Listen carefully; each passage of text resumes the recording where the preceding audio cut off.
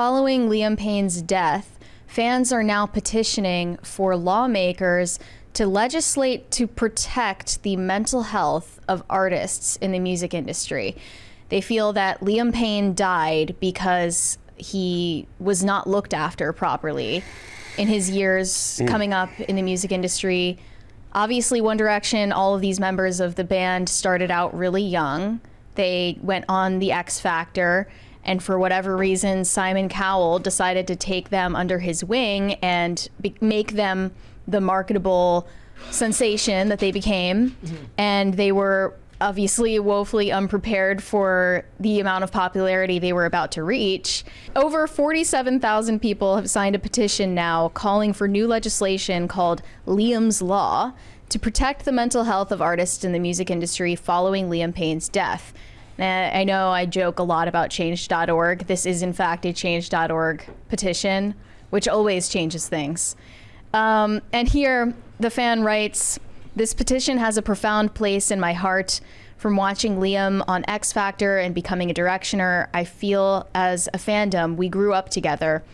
In 2021, Liam advocated for a support system to be put in place for young artists going through the industry.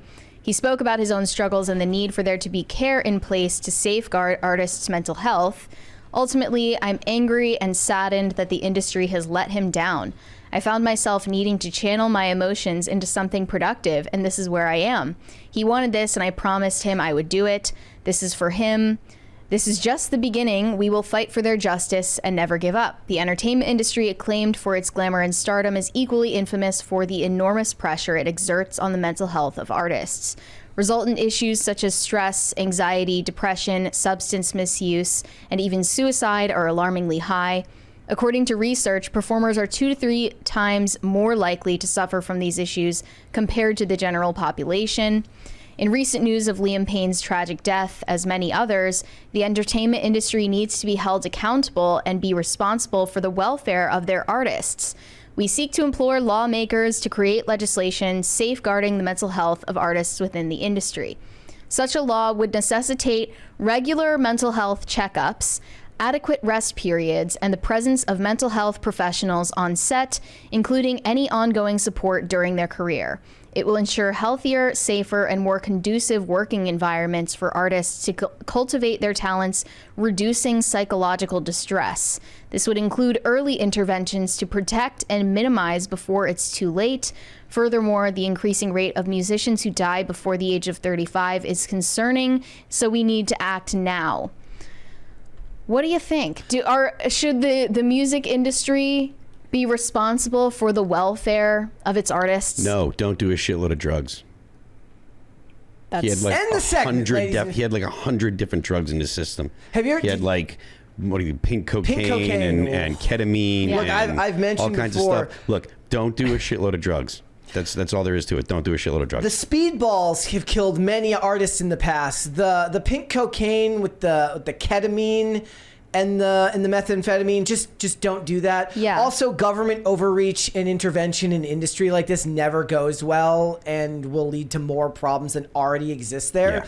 You have free will. This is the same thing that all of these actors talk about when they say they need these studios to protect them from the evil fans who dare to have opinions about them.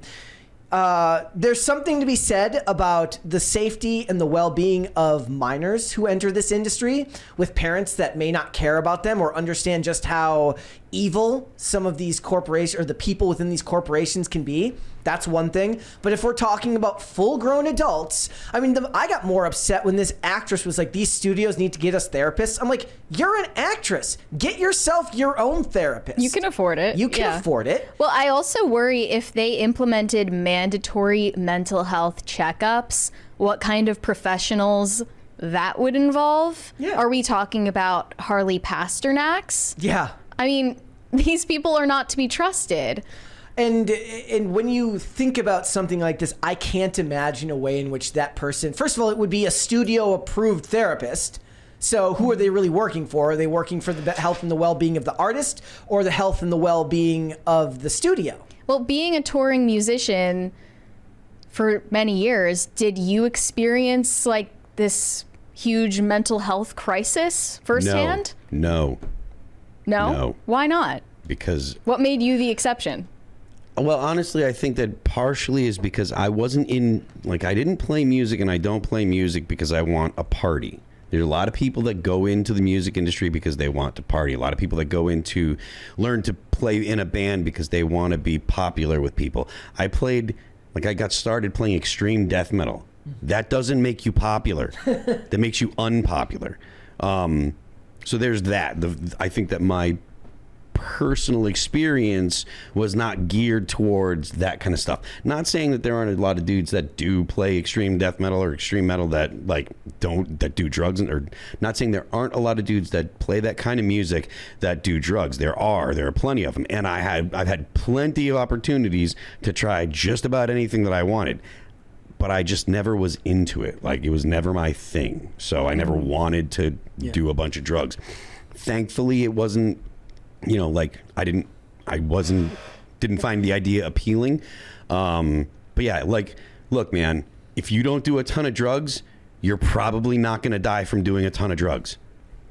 It's funny too, because not funny, it's depressing. Like, as you get older too, not just in this industry, but in others, is you start to realize that your own health is your best asset in a lot of ways. So all of the people in skating that have had the longest careers or the most longevity did so because early on they realized they needed to take care of their body, which meant like limiting drugs and alcohol, exercise beyond just skating, things like that. Lyman DeCoconut said, I'd argue it's because of how the internet changed the way people discover and consume music.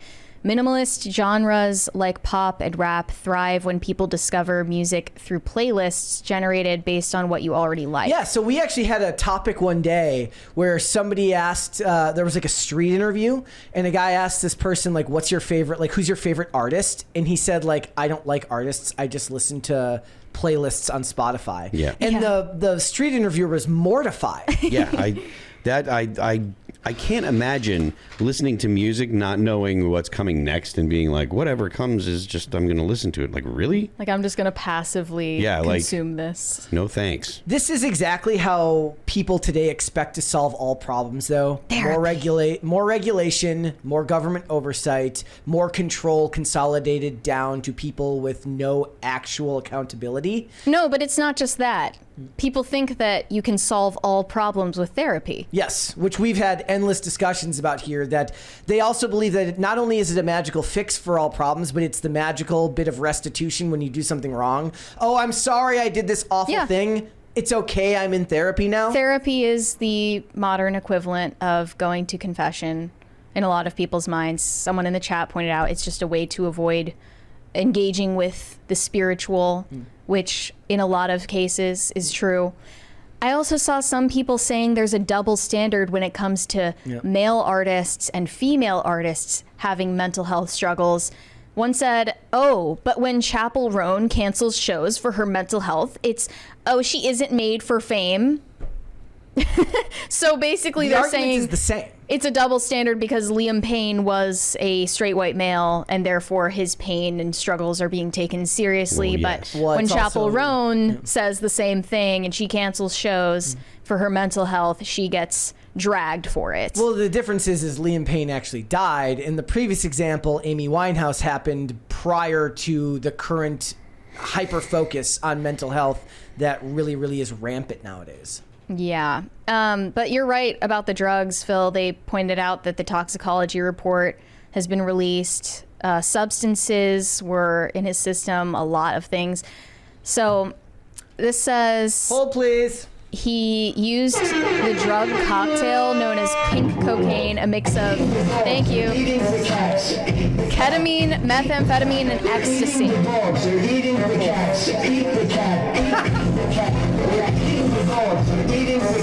Tonal issues. We have tonal issues here. Tonal issues. It's a true. Yeah. Truism. So he had all of that, and I'm sure more in his system. There were photos from his hotel room where you could see all of the drugs and drug paraphernalia laying out on the table, and it was probably more than we even know. I don't have strong insight as far as like anything to do with like the legalities of what they're trying to suggest here with this. I do have insight as somebody who did a lot of drugs. And what I can tell you is that you have to fix that problem yourself. And when they mandate it, it doesn't work in most respects. You know, the ones who end up in court-appointed rehab do not have the success rate of those who make the decision to go because they realize that they need help, and nobody can make that decision but you yourself.